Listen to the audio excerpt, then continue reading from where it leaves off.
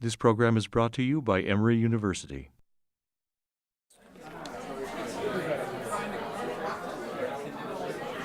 Good afternoon, and welcome to the second Emory Williams Lecture in the Liberal Arts for this semester. Before I introduce our speaker, two reminders. One is that the next lecture is 2 weeks from today. That's the day after you come back from fall break. And that's the only lecture that is not going to be in this room. It's going to be over in the psychology auditorium. We'll send out an announcement to your professors who will announce it, but just don't automatically head over here. It's in the I think it's Psychology 209, but we'll get that information to you. The second thing is a reminder, those of you that signed up for dinner with our speaker, it will take place right after we finish the questions and answers. Just walk over to the Duck and go in on the bottom floor. It's the alumni dining room, which is the dining room on the far right. There's a staircase heading up. The alumni dining room is sort of behind that on the far right. And that will be right after the talk is finished. One student who had signed up had to withdraw, so there's a chicken dinner, free chicken dinner awaiting somebody. If you're interested in coming, see me right after the talk. Okay. Our speaker today is Bill McClay, who is the G.T. and Libby Blankenship Chair in the History of Liberty at the University of Oklahoma. Professor McClay is a product of a Great Books undergraduate education at St. John's College in Annapolis. He received his PhD in history at Johns Hopkins University and has taught at a number of schools, including Georgetown, Tulane, and the University of Dallas, before holding for several years an endowed chair at the University of Tennessee at Chattanooga. And he joined the faculty of the University of Oklahoma last year. Professor McClay has also been a senior fellow at the Ethics and Public Policy Center and the Woodrow Wilson Center in Washington. From 2002 until this past January, he served on the National Council on the Humanities.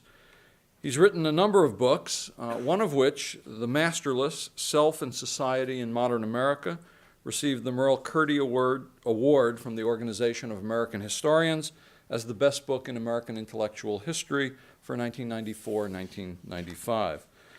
In addition to his interests in American intellectual history, he's written on the history of American religious thought and the practice of biographical writing. We're delighted to have Bill McClay here today to speak on the moral economy of guilt. Bill?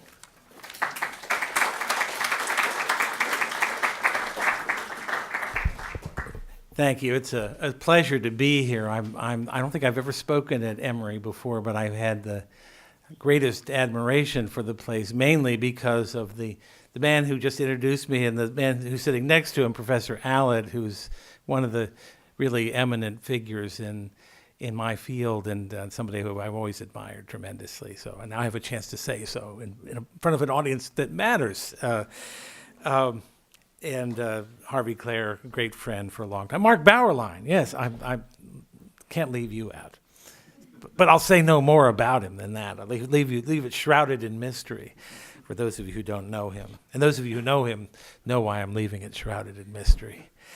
I've been working on a book about guilt, and as I was telling the cameraman, everybody has a line about guilt. I mean, the people's favorite line is guilt is a gift that keeps on giving.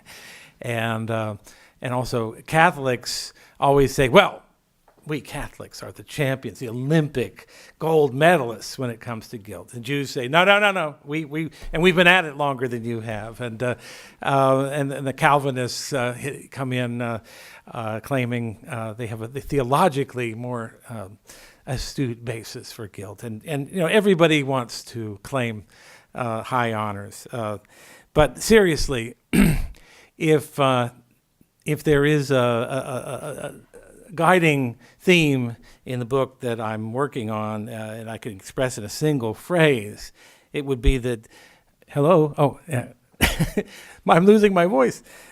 Guilt is becoming an ever more powerful and pervasive presence in contemporary life, even as we lack the formal means of recognizing it, let alone obtaining absolution for it. Can you all hear me? Okay, because you're... Okay, all right. So maybe I need to get back a little bit. Is that better? Okay, all right. I'll be making some rather large claims for guilt as an increasingly potent force, albeit often a hidden one in historical change. These are claims that admittedly have to be supported largely by inference because guilt is not a phenomenon that lends itself to being easily measured. It's easy to measure whether people are bigger, fatter, thinner, taller, whether the gross national product is up or down, but guilt, the gross national guilt product is a quantity I wouldn't even begin to know how to measure. But, and this is always the fallback of historians like me, if we restricted historical inquiry to only the things that we could measure and touch and quantify, then we'd be embracing a rather sterile sort of precision that keeps its record clean by refusing to ask the most interesting questions. So I'm for interesting questions. I can identify with precision, however, the moment that I got the idea for this book. And it began when I became aware of something in Great Britain, in the United Kingdom, I should say, called the Atheist Bus Campaign. Any of you know about that? Patrick, you know about that? Yeah.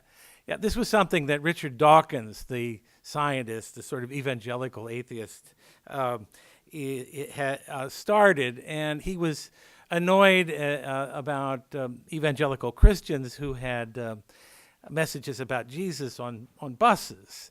You know the kind of thing. You can imagine the kind of thing I'm talking about. And so he started a counter campaign, this atheist bus campaign, with billboards, posters on buses that said the following, and I quote, "There's probably no God. Now stop worrying and enjoy your life."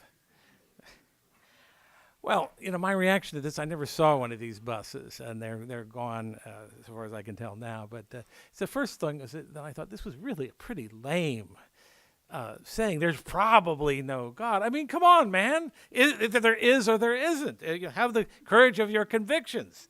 So it's too tentative to carry. Would you bet against? Well, there's probably no chance I'm going to get the Ebola virus, so I won't wash my hands. No, but leaving that aside, that's just a captious comment on my part. More serious question is, what is the connection? Why the connection between the belief in God and worrying and enjoyment of life? It seemed like a non sequitur to me, that one thing didn't follow from the other. Why was belief in God the sole source of worrying that is preventing me from enjoying my life? But of course, this is not an idea that was dreamed up for the occasion. There's a lineage to this idea. And like many things, you can trace it back to Friedrich Nietzsche. Nietzsche's, I smile there, a Nietzsche fan there in the audience. Nietzsche's book, On the Genealogy of Morality, argued that the very idea of God, or of the gods, originated hand in hand with the feeling of indebtedness that primitive peoples felt toward their forebears and their ancestors. And it is interesting, and Nietzsche makes much of this, that the German word Schuld, guilt, is essentially the same word as the word for debt, Schulden. That was the plural of Schuld. So this is what he builds on to build this idea that guilt arises out of this sense of obligation to the ancestors and fear of the ancestors that causes peoples to make them into gods. I should mention at this point that I'm using the word guilt just so you don't, if you're feeling confused, I'll confirm your confusion. I'm using guilt both in its forensic sense, that is a culpability. You are guilty of murder. And guilt as a subjective or emotional term, feeling guilty. So being guilty, feeling guilty, these are two different things, but it's very hard to separate them, in fact. So Nietzsche, to continue with Nietzsche a little bit, he saw this feeling of indebtedness growing as human civilization develops, and it reaches its kind of apotheosis with the Christian God, the most powerful, most all-encompassing God yet invented by humankind. Hence, he concludes his argument saying that atheism, which is coming in inevitably in his time as he sees it, atheism would bring a second innocence, a new spring for humanity, a release from guilt. The whole chain of events in which guilt becomes hypostasized. But, well, obviously it has not happened that way. And we still have guilt all the more, even in a more and more secular age. I think a better prophet in this regard was Sigmund Freud. Freud, those of you who know something about Freud and read books of his like Totem and Taboo or Moses and Monotheism or even Civilization and Its Discontents, know that he was no friend of religion. He thought The Future of an Illusion, another Freudian title that sort of gives away the argument. But he was willing to give religion some due. He was willing to concede that and one of the things he conceded for it was its ability to handle this problem of guilt. In Civilization and Its Discontents, Das Unbehagen in der Kultur, Freud declared the tenacious sense of guilt to be, and I quote, the most important problem in the development of civilization. It is the price we pay, I'm continuing to quote Freud, for our advance in civilization. It is a loss of happiness through the heightening of the sense of guilt. These are pretty strong words, unequivocal words coming from Freud. But guilt, he goes on to explain, makes an elusive quarry. You can't always identify it.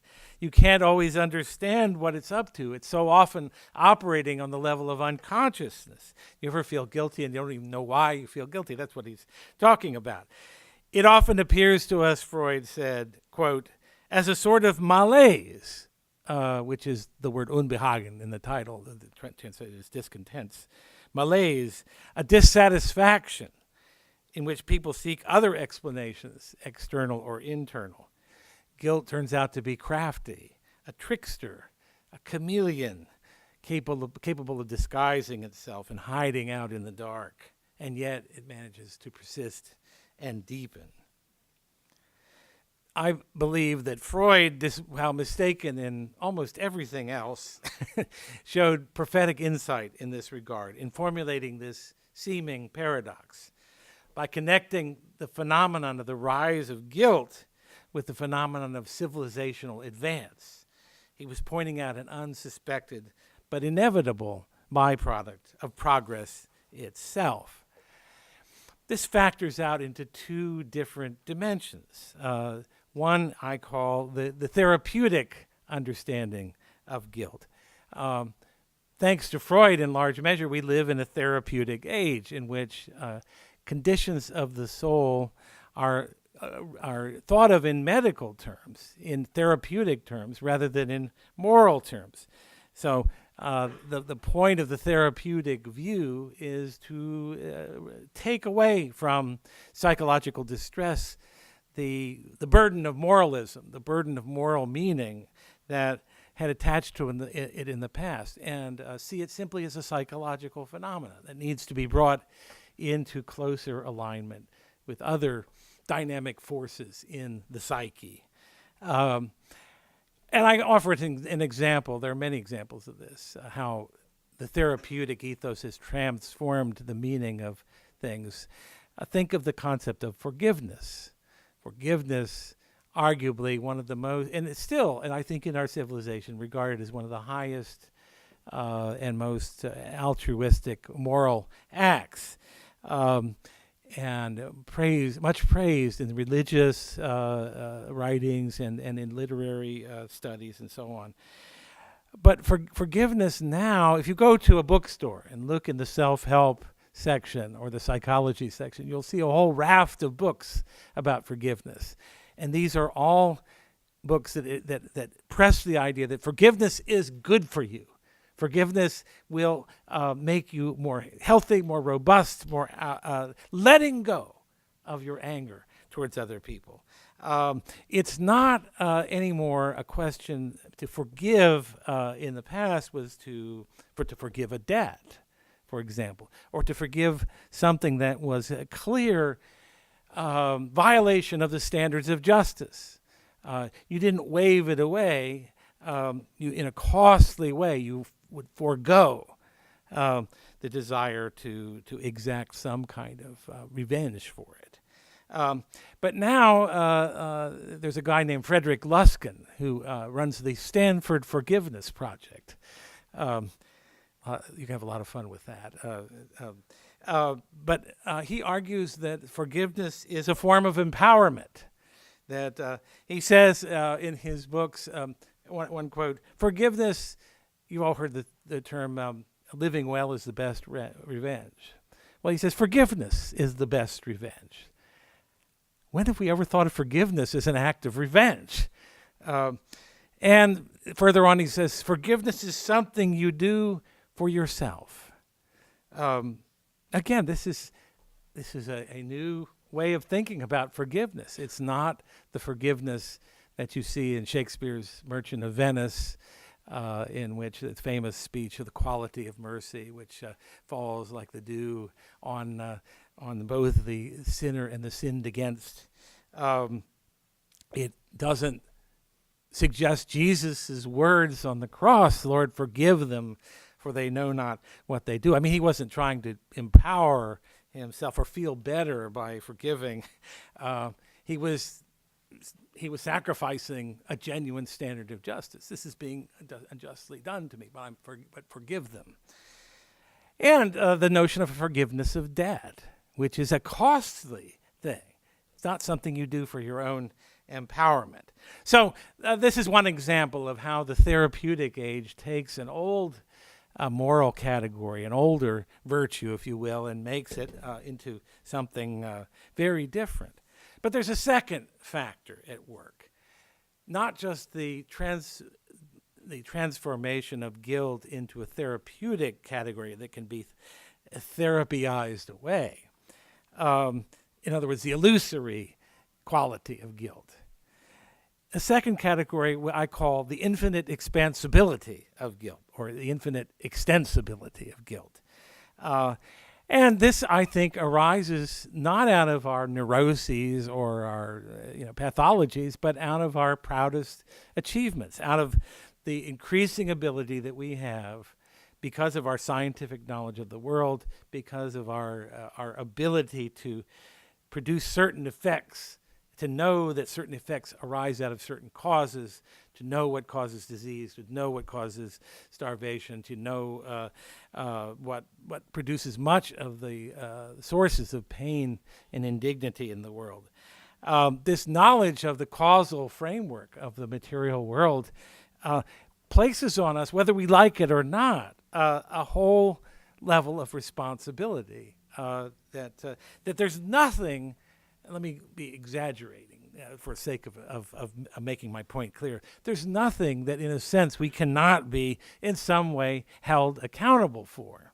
I can see pictures of a starving child in some remote corner of the world on my television, on the internet, and I can know for a fact that I can go and travel to that place, sell all my goods, take my money over there, and do something to relieve that child's suffering, if I wanted to. Now, it would be ridiculous to do that. But of course, and if I had a student come to me and say, okay, I'm selling everything and going to Biafra to look after one child, I'd say, let's talk about this. Sit down. That this really isn't sensible. But part of the point is that if we were talking in the 13th century, there wouldn't be any such option. And technologically, in other respects, this awareness of this child on the other side of the world wouldn't be part of anyone's makeup. these limitations in a sort of convenient way limit the reality of how far moral responsibility can be extended. Not so now. Whatever donation I make to a charitable organization, it's never as much as I could have given. I can never diminish my carbon footprint enough. Even if I die, I'm still screwing things up with my carbon footprint. I can never diminish it enough, or give to the poor enough, or support medical research enough, or otherwise do the things that would render me morally blameless. Colonialism, slavery, structural poverty, environmental degradation, water pollution, deforestation, the demands on an active conscience are literally as endless as an active imagination's ability to conjure them. So these two factors, the therapeutic unreality or illusory quality of guilt, paired with the crushing hyperabundance of it, would seem to be diametrically opposed, right? How can something illusory be something omnipresent? Are we guilty of nothing or everything? The utter disproportionality of the second, being guilty of everything, leads to its being managed by means of the former. We're guilty of nothing. Not knowing how to cope with the scale of our infinitely extensible guilt, we make a Woody Allen joke out of it.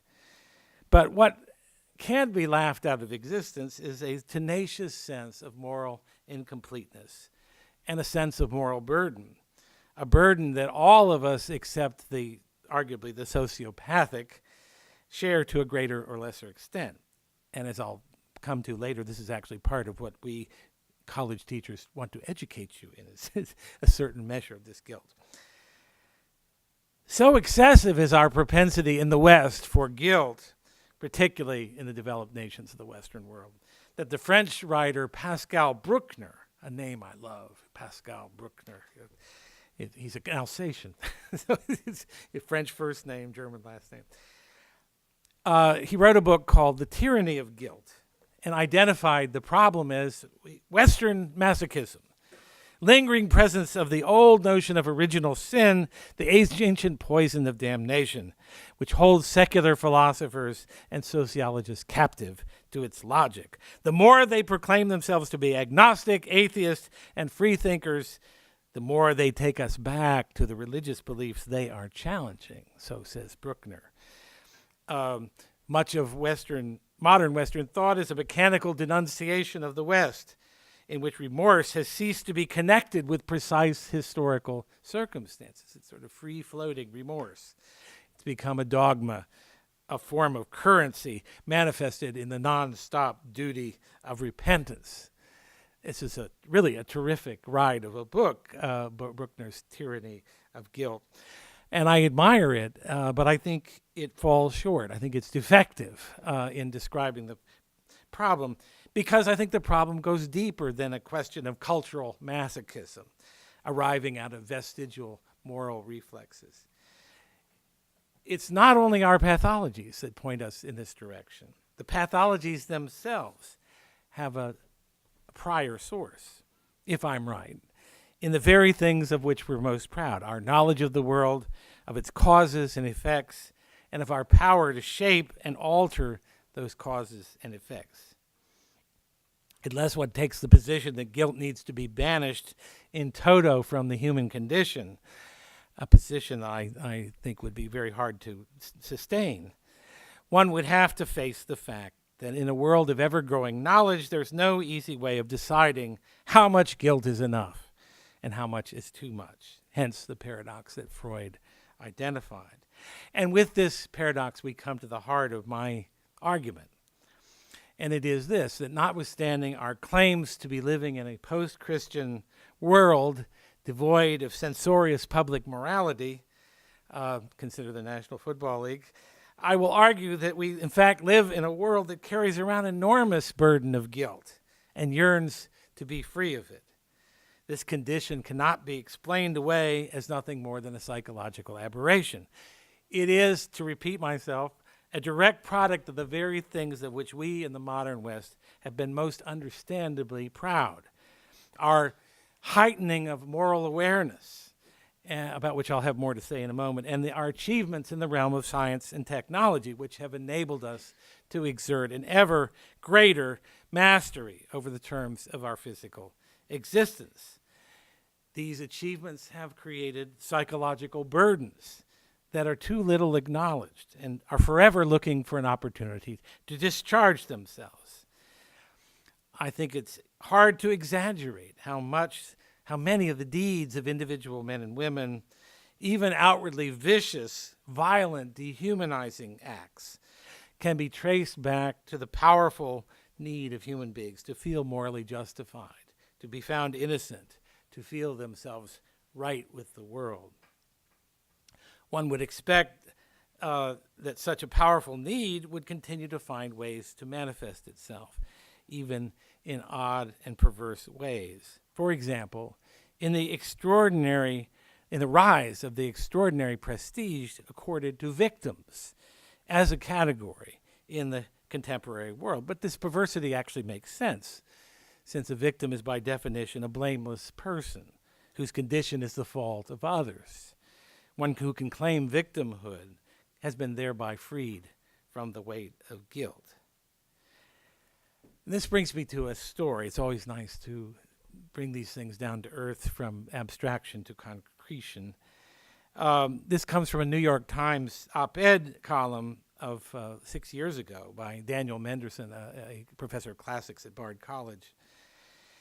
And he had written a book about his own family's experience of the Holocaust, and so he knew about this subject. And he had heard a story of an orphaned Jewish girl who was said to have trekked 2,000 miles from Belgium to Ukraine, surviving the Warsaw Ghetto, murdering a German officer, and taking refuge in forests where she was protected by kindly wolves.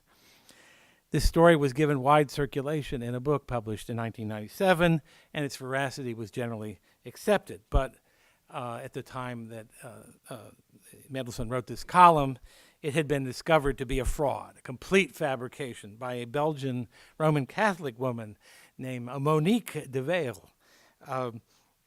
This deception, Mendelsohn argued, is not an isolated event. There's a growing number of phony memoirs. The notorious child survivor Holocaust memoir Fragments, Love and Consequences, the putative autobiography of a young mixed-race woman raised by a black foster mother in gang-infested Los Angeles. These too were frauds. They were, Mendelsohn says, a plagiarism of other people's trauma. Love that phrase, a plagiarism of other people's trauma, written not by members of the oppressed classes, the Jews of during World War II, the impoverished African Americans of Los Angeles today, but by members of relatively safe or privileged classes.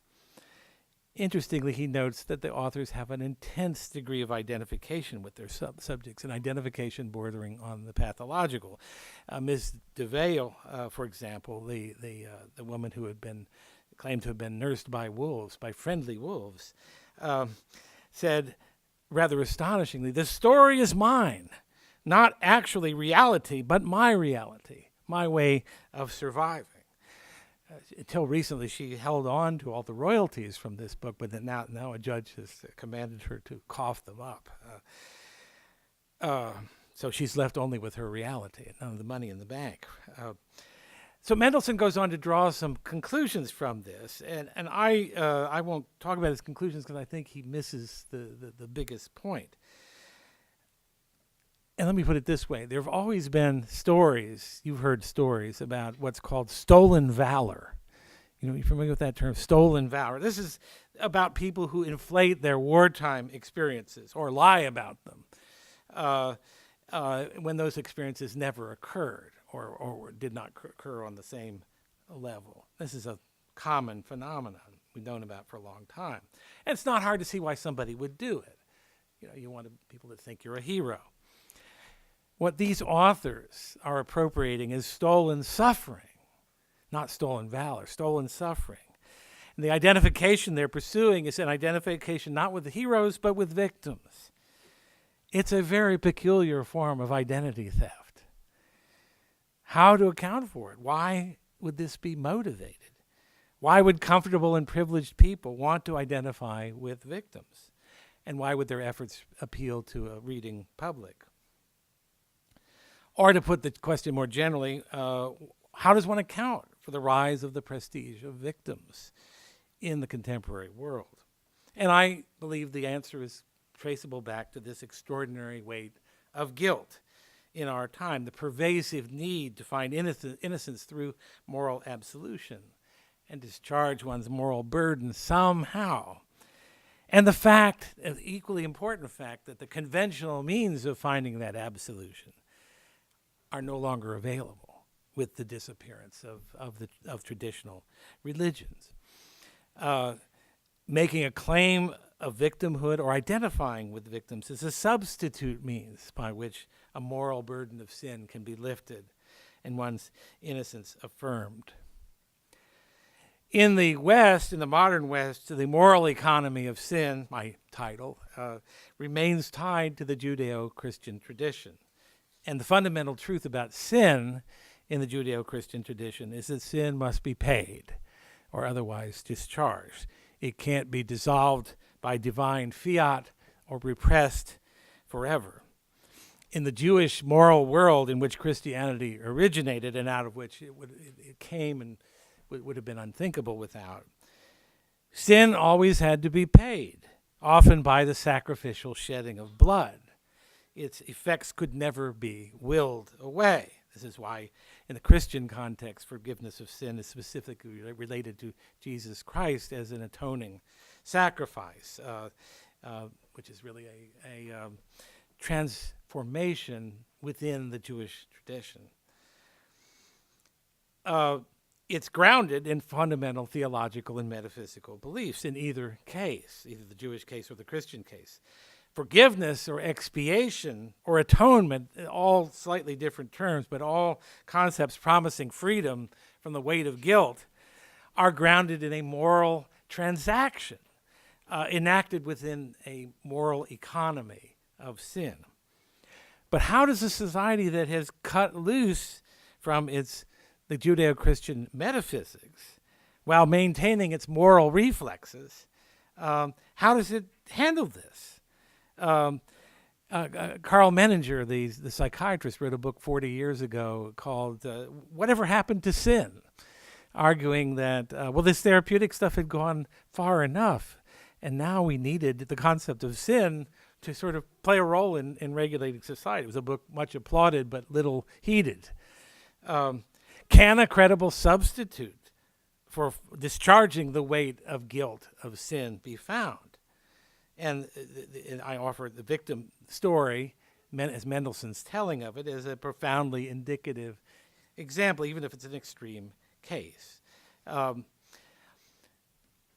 Why should this be so? Because with ever more expansive moral responsibility comes inevitable moral guilt, for the reasons I've already explained. So if one wishes to be innocent, one has to find a way to make the claim that one cannot be held morally responsible. That's precisely what the status of victimhood accomplishes. And it also offers an ability to displace that responsibility onto others. As a victim, one could project onto another person, the victimizer or oppressor, any feelings of guilt he might harbor, and in projecting that guilt, lift it off his own shoulders. The result is an astonishing reversal in which the designated victimizer plays the role of the scapegoat, upon whose head the sin comes to rest and who pays the price for it. All of this creates enormous problems, I think, particularly in our public life, because it doesn't deal honestly with the problem of sin and guilt, but plays a game of projection and displacement, of offloading our toxic wastes onto one another, a game in which everybody is pinning his own guilty tail on somebody else's vulnerable donkey. One sees this in the increasing resort to public apologies for whatever thing you might care to adduce. Not that such apologies are necessarily a bad thing, and in larger issues, it's important and in the national interest to find means of reconciliation in matters of long-standing pain and woundedness. But consider how completely this tendency serves to support the infinite extensibility of guilt, an empire without boundaries, in which no feature of American life is so remote or intimate or private as to be immune from complicity with that charge. In that realm, nothing can ever be forgiven because moral responsibility is everywhere and nowhere, too pervasive and diffuse ever to be located, let alone answered. This example and the notion of public realm, the public apology, leads to the concept of group guilt, and I want to close and talk about that a little bit. And it's a large area, so what I want to concentrate on is the settlement of war, the post-war settlements in the 20th and 21st century. And all of these things operate at an individual level, but also at a collective level. The very idea of war guilt is something of a 20th century innovation.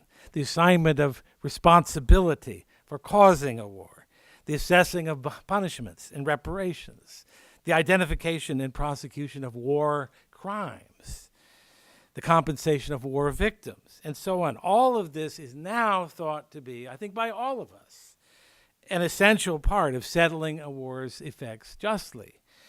And they're part of the moral economy of guilt as it operates on the national and international level. But the standards have been steadily raised, and the demands of justice are very demanding, very difficult to satisfy. Political scientist Thomas Berger declares at the beginning of a very good book on war and guilt in post-World War II Europe the following: "We live in an age of apology and recrimination.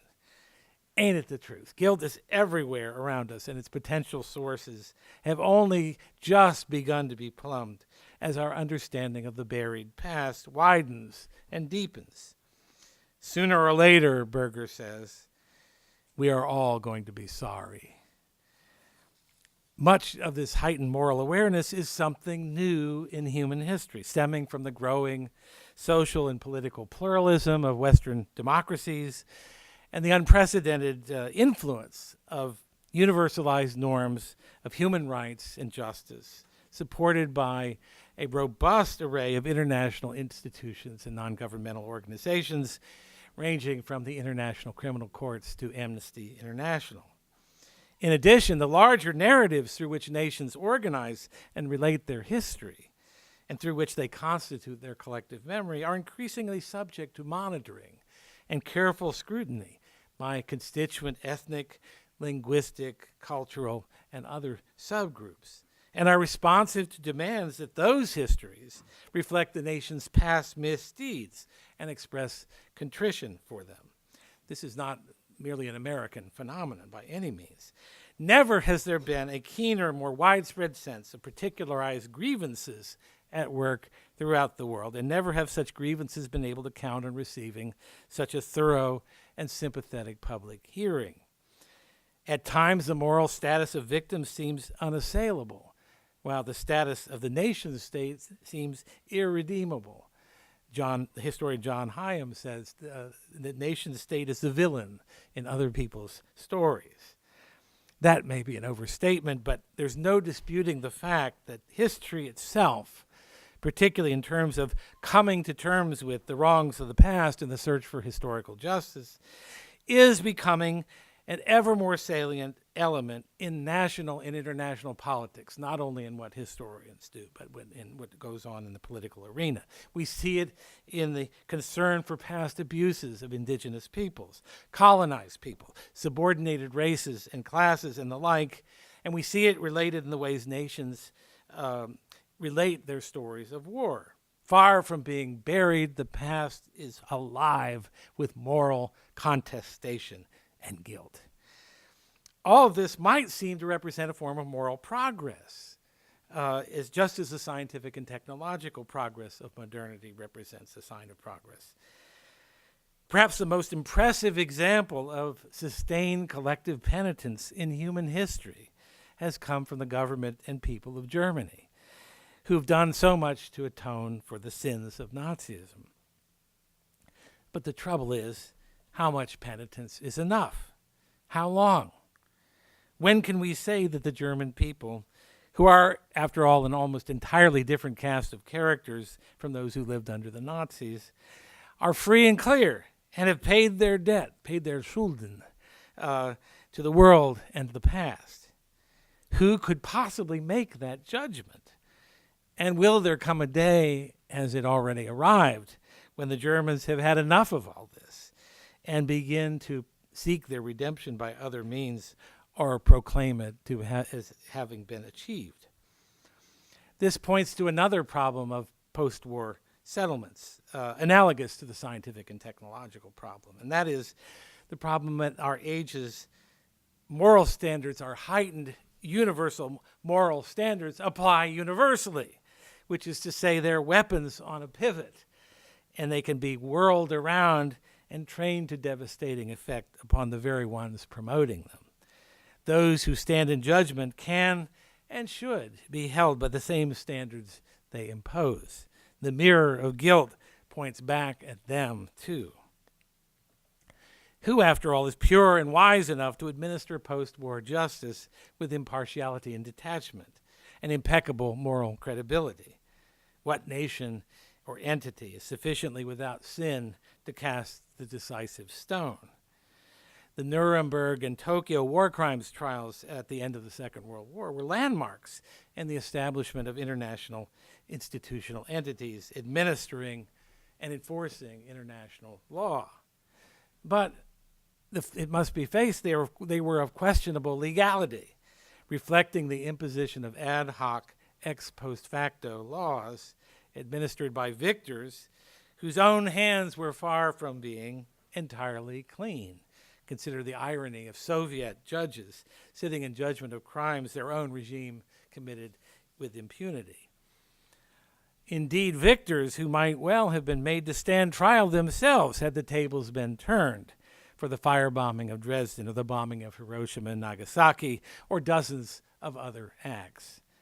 Or, thinking of an earlier time, one can reasonably ask whether the punitive Versailles Treaty, assigning guilt to Germany for the First World War, was not in itself an act of serious injustice, the indignity of which helped to bring on the catastrophes that would follow it. Certainly the failure of failures are illustrative of the high stakes involved in the work of post-war settlement and the need to bring to it a special kind of prudential wisdom and holding the tendency towards moralism in check. And one of the lessons I think it teaches is the assignment of guilt, especially exclusive guilt, to one party or another may satisfy the urgent claims of justice or the desire for retribution, but may fail utterly in the more important task of reconciliation and peace, not to mention failing the needs of a more capacious historical understanding, one that understands, as Herbert Butterfield wrote, that history is a clash of wills out of which there emerges something that no man ever willed. So the algebra of sin demands some atonement, but for some aspects of the past, there's no imaginable way of making that transaction without creating sins of equivalent dimension. What possible atonement can there be for, say, the institution of slavery? It is no wonder that the issue of reparations for slavery surfaces periodically and is discussed. And yet, it is simply beyond the power of the present or the future to atone for the enormities of the past in any effective way. The takeaway, however, for those of us who have the task of teaching all of you, is that a proper moral education needs to involve a knowledge of our individual and collective guilt, a guilt for which there's no definable limit and no imaginable atonement. That's not a very satisfactory state of affairs, but what to do about it is another matter and hard to discern. As this account suggests, therefore, there may be an intrinsic conflict in post-war settlements between the quest for justice and the path to reconciliation and healing. Sometimes the pursuit of reconciliation and healing may result in opportunistic decisions that come to seem shameful in retrospect. David Blight wrote a book called Race and Reunion, dealing with the American Civil War, and makes just this argument, that the reconciliation of North and South, though miraculous after such a bloody conflict, was achieved at the expense of the freed slaves, whose rightful demands for justice and dignity would have to wait a century before being fulfilled. This is an example of, go back to Thomas Berger, the political scientist I mentioned. Thomas Berger calls the tragedy of transitional justice, a pattern of accommodation and half measures that he finds to have been acted out in Austria, Germany, and Japan in their responses to their post-war rehabilitations. In all such instances, the requirement of large-scale social change proved too daunting. The purging from power of old elites, for example, proved impractical in situations where their expertise and experience was invaluable for the rebuilding of shattered economies. And national narratives might be allowed to fudge the truth for the sake of national self-respect, as in post-war Austria, which described itself as Hitler's first victim, which is a half-truth at best, rather than his ardent accomplice, which is closer to the fact of the matter. This all changed, by the way, when Kurt Waldheim, the former Austrian president and Secretary General of the UN, was revealed to have had a past engagement with the Nazis. It seems that the sheer passage of time is required for societies to have an ability to engage fully with the moral implications of their own past. In the meantime, transitional justice is the best that can reasonably be expected, however morally unsatisfactory it may seem by universalistic standards. Prudence and moral purity show themselves to be incompatible, and guilt remains. So, where does that leave us? Back to Freud's gloomy argument that guilt is a concomitant of modernity, that it will grow and ramify with the development of all the things we call progress, and Pache, Richard Dawkins, who needs to be pacified from time to time, the expunging of religion is unlikely to produce worry-free people. On the contrary, religion was and still is for a great many people at least one way that the moral economy of guilt could be managed. Its elimination leaves nothing in its place. So it appears that the atheist bus campaign, notwithstanding, there's no simple way to stop worrying and enjoy your life, that this subtractive, Rousseauistic ideal of human innocence, that man is born free but is everywhere in moral chains, is a mirage. I remember when I was in college, we were visited by the great social scientist Gregory Bateson, who in the middle of a seminar walked up to the blackboard and said, human nature needs this. And he took an eraser and erased all the writing on the board and then turned around and sat down. And I thought for years, what the hell was he trying to say with that? And I think it relates to this discussion. There is a need for erasure. There is a need to be able to put the past fully behind. This had a powerful effect. I mean, it was a kind of Nietzschean moment. But in retrospect, I think it was a very naive moment. Guilt is a relentless hunter, and it generally knows what it's seeking. It finds its relief not in forgetting, but in absolution or atonement. Just the kind of release that a post-religious age no longer offers us. That, I think, is our dilemma. Thank you. We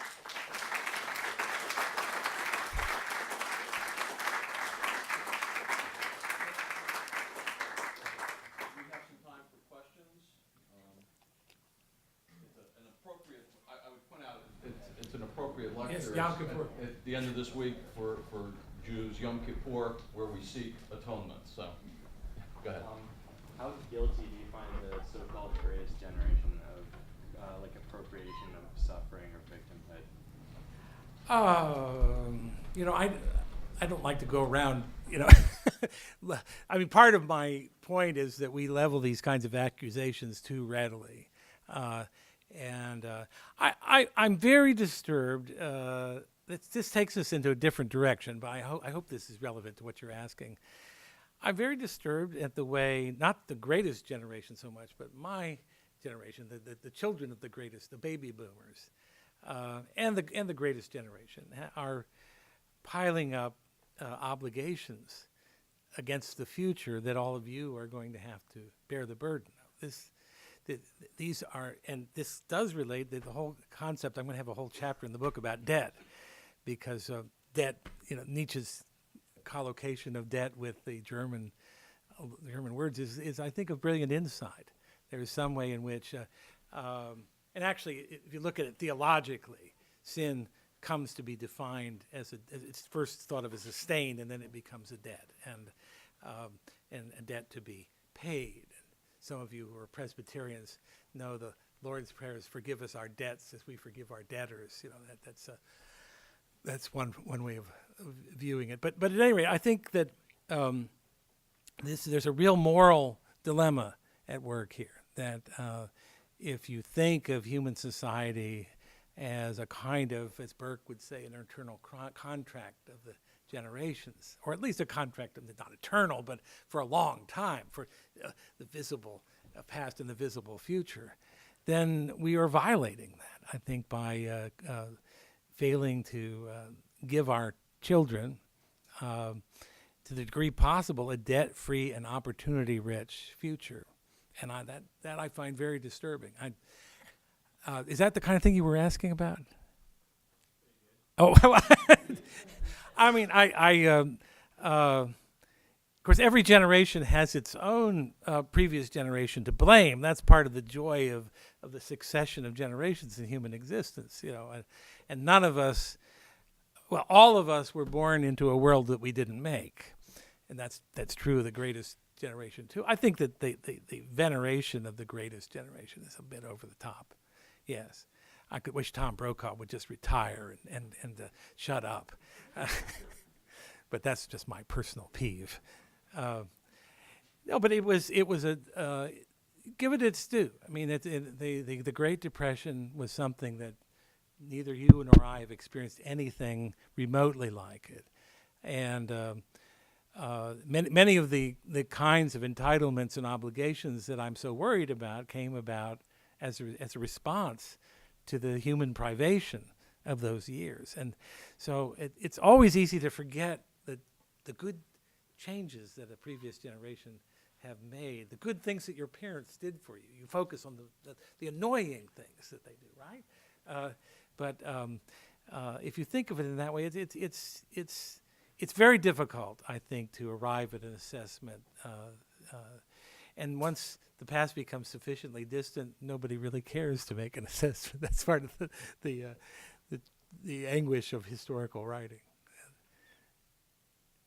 Yes?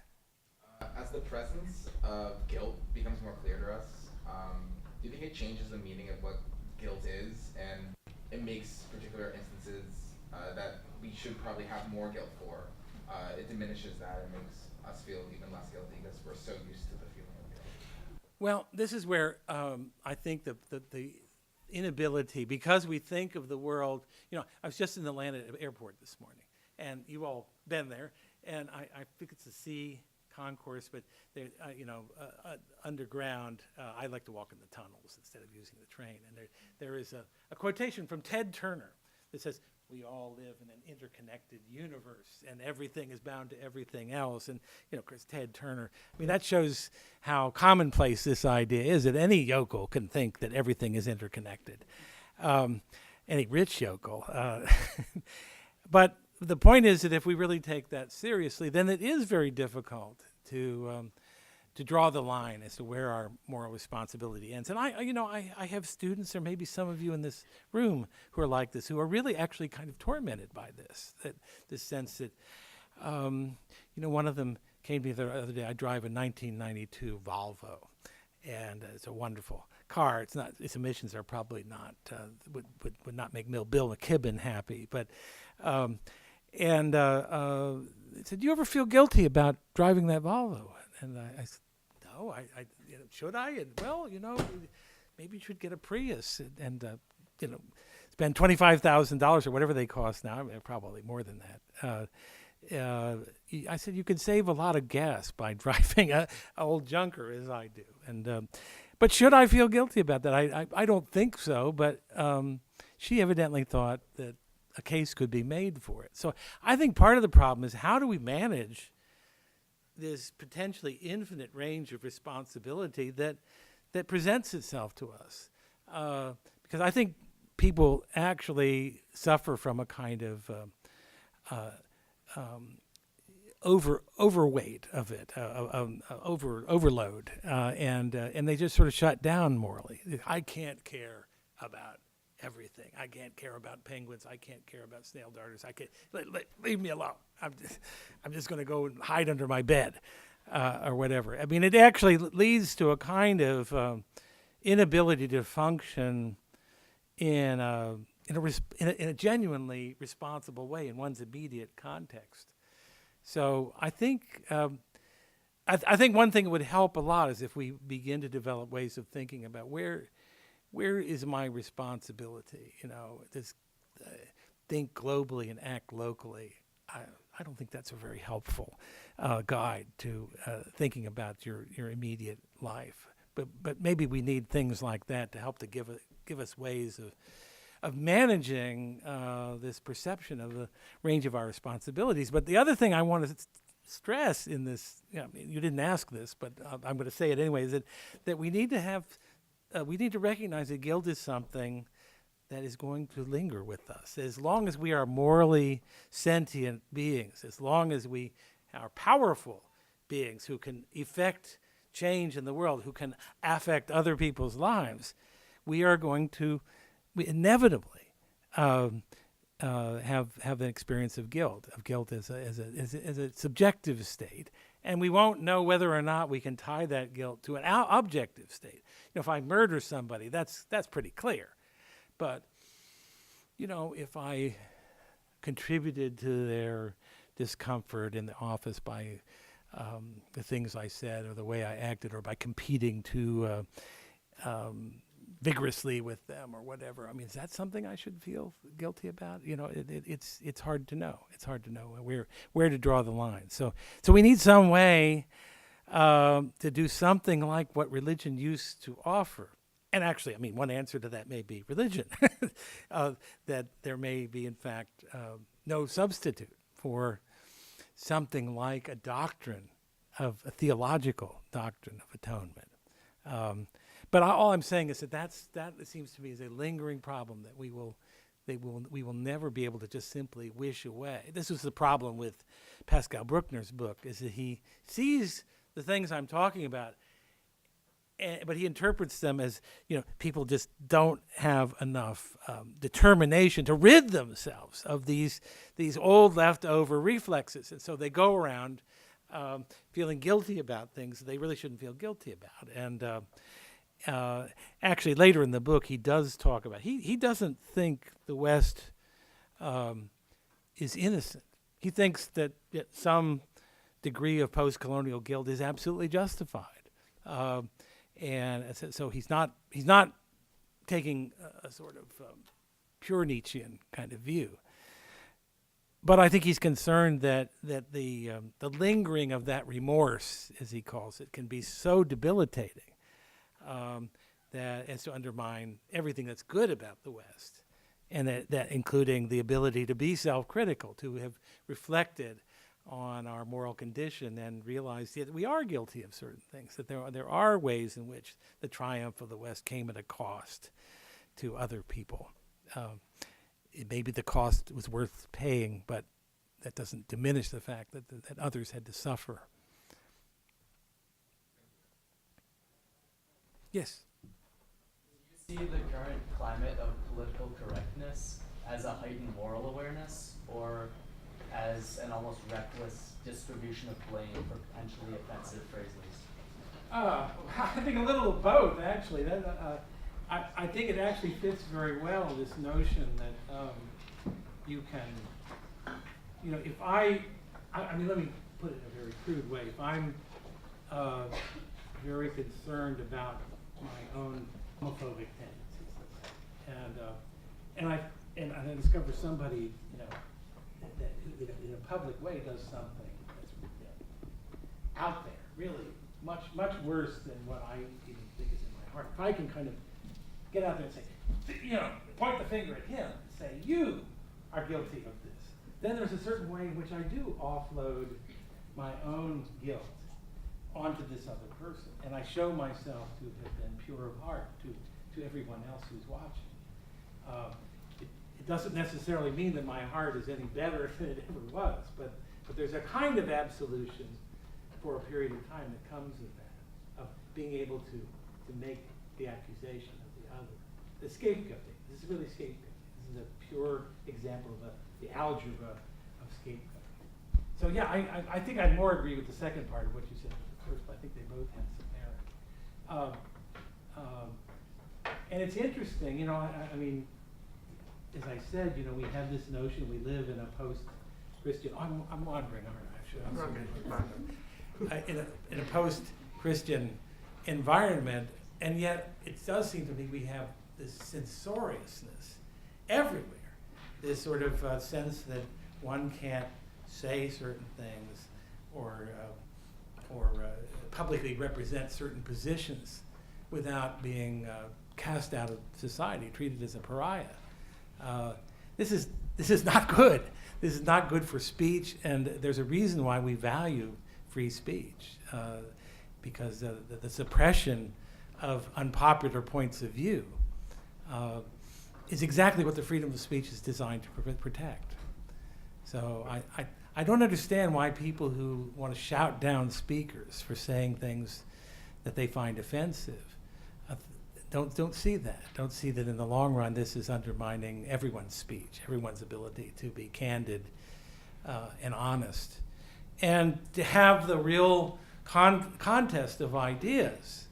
That is supposedly how we arrive at truth together, by debate, by interaction, by point counterpoint, by this kind of activity. So I think it's I'm very disturbed by it, and it's worse than I've ever seen it these days. I think we have time for one more question. Yes? You spoke a little bit in the lecture about how the Germans have sort of reflected on the Nazi past. Do you think that the same sort of moral obligation to reflect on our past comes with the way the United States has treated Native Americans in our history? Oh, I think, yeah, I mean, I live in Oklahoma. This is a place that's suffused with that kind of reflection, and I think it's something we're doing. It's something we have been doing. I think we're continuing to do it. I don't. It's very hard to compare the two things. But I think it is. I think we should. I think we shouldn't brood about it. I think there is a way of. I mean, again, I'm coming off as more of a Freudian than I am because I keep quoting Freud. But Freud has this notion of working through an emotion and or sentiment, and affect, and I think that's you work through the past, not by identifying, not by rejecting it, not by ignoring it, but not by completely succumbing to it in the sort of sense that you're a prisoner of the past. There's no way that you can escape the burden of guilt, the remorse that comes with an awareness of bad deeds in the past that you may have to which you may have some distant connection. But on the other hand, I mean, our culture is very much founded on the idea that each generation should be able to start fresh. That just as you don't, we have Thomas Jefferson that says the earth belongs to the living. I mean, that's a strain in American life, this notion that we shouldn't be bound by the deeds of those in the past, and particularly the misdeeds of those in the past. And I think that's a very healthy thing, as long as it doesn't mean that you are blind to those things. So I think it's very hard but necessary to strike a balance, and it's a sign of maturity in both in an individual and in a civilization, to strike a balance between the acknowledgement of the past, but also the refusal to be imprisoned by it, and to try to learn from it, try to make something useful out of it. So that, I think that's one of the differences. I see it's much easier for me to see the lessons of Germany than to see the lessons of the American West. That would be part of the hesitancy I have in answering your question with a full-throated yes. But by the way, I mean, there are people who, what I said about Germany, there are certainly people, my colleagues here will vouch for this, who would say, how can you say the Germans have been so remorseful and been so, there are certainly people who think they haven't paid nearly enough and haven't been nearly repentant enough and haven't done sufficient expiation for their sins. I think, on balance, looking at world history, it's very impressive what the Germans have done, and if it's a hopeful sign that that these things can be worked through and passed. Thank you very, very much. Thank you.